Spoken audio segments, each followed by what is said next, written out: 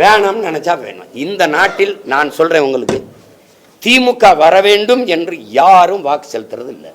அதிமுக வர வேண்டும் என்று யாரும் வாக்கு செலுத்துறது இல்லை. திமுக வந்துடவே கூடாதுன்னு நினைச்சு அதிமுக போடுறாங்க. மறுபடியும் இன்னொரு தடவை அதிமுக வந்துடவே கூடாதுன்னு நினைச்சு திமுக போடுறாங்க. பிசாச விவாகரத்து பண்ணிட்டு பேய ஒரு 5 வருஷம் கல்யாணம் பண்றான். ஐயோ அப்படின்னு பேய விவாகரத்து பண்ணிட்டு மறுபடியும் பிசாச கல்யாணம் பண்றான். ஒரு குற்றம் பண்ணிடுறான் ஒருத்தன், மன்னருக்கு முன்னாடி போய் நிறுத்திடுறாங்க.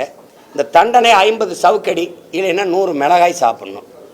அவன் என்ன சொல்கிறான், சவுக்கடி ரொம்ப கடுமையாக இருக்கு, நான் மிளகாயை சாப்பிட்றேன் மன்னரேன்றான். சாப்பிட்றான்னா 10 மிளகாய்க்கு மேலே கடிக்க முடியல, நாக்கு எரியுது, கண்ணில் தண்ணி கொட்டுது, தாங்க முடியல. நான் சவுக்கடியே வாங்கிக்கிறேன். சரி நடக்கட்டும் அப்படின்றாரு. சவுக்கடி வாங்குறான். 10 அடிக்கு மேலே வாங்க முடியல, சார் பிஞ்சு ரத்தமாக ஓடுது. மண்ணா என்னால் முடியலை, நான் மறுபடியும் மிளகாயே சாப்பிட்றேன். 5 வருஷத்துக்கு ஒரு தடவை மிளகாய் கடி, 5 வருஷத்துக்கு ஒரு தடவை சவுக்கடி. இதான் என் இனத்துக்கு கிடைச்சிருக்கிற. புரியுதா உங்களுக்கு? இதில் மாறணும்னா திமுகங்கிறது ஒரு தீய ஆட்சி ஒத்துக்குருவோம்.